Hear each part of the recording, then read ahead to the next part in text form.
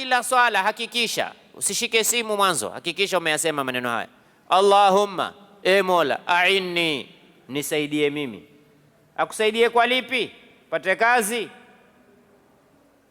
upate mke, upate watoto, upate nyumba, upate ukubwa. Ala dhikrika, kitu cha kwanza nisaidie mimi niwe na kutaja wewe.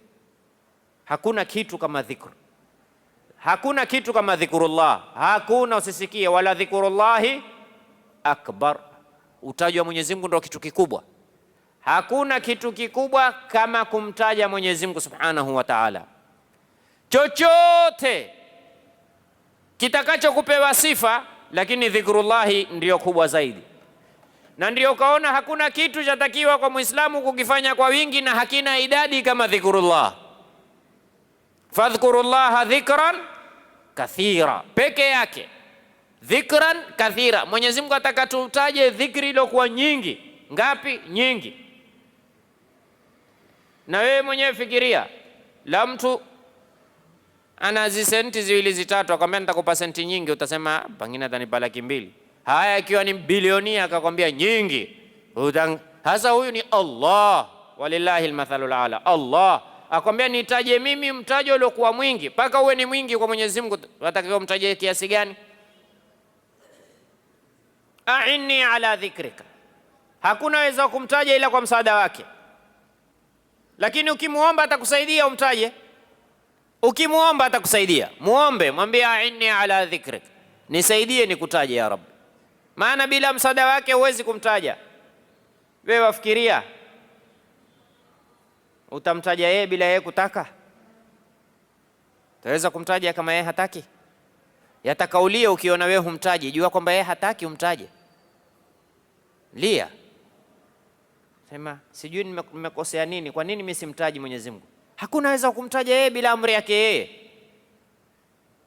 Kwa hiyo pale umtajapo ujue ni amri imekuja, nitaja.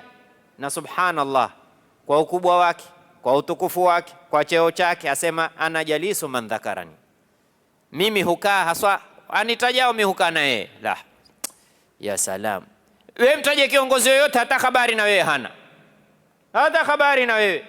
Lakini Allah kwa ukubwa wake na utukufu wake asema ana jalisu man dhakarani, mimi hukaa naye haswa. Huo ni raha wewe kwamba Allah amekaa na wewe, uko kwenye kikao pamoja na Allah jalla jalalu. Kweli kuna kikao kikubwa kama hicho? Kama kuna kikao cha stahiki kusifiwa, ndio hicho kikao cha dhikri. Wale wenye kumtaja Mwenyezi Mungu Subhanahu wa Ta'ala ni julasauhu, ni watu wenye kukaa na yeye. Tukwambia leo tunkaa na fulani bwana, meza moja, kaa na fulani na alani na faltani, faida gani? Lakini angalia yule anayemtaja Mwenyezi Mungu amekaa na Allah, ana jalisu man dhakarani. Na katika Qur'ani akatwambia fadhkuruni adhkurukum. Ya salam, wangapi leo utaja viongozi na viongozi hawajajaliwa hata siku moja kuwataja majina yao. Wao kila akisimama mheshimiwa fulani, mheshimiwa fulani, mheshimiwa fulani, yeye mbona hakutaji? Lakini wallahi humtaji Allah illa naye atakutaja. Fadhkuruni adhkurukum, nitajeni nami nitawataja. Ahdi haikutoshi ahdi hii? Au wewe hautosheki ukitajwa na Mwenyezi Mungu mpaka utajwe na fulani?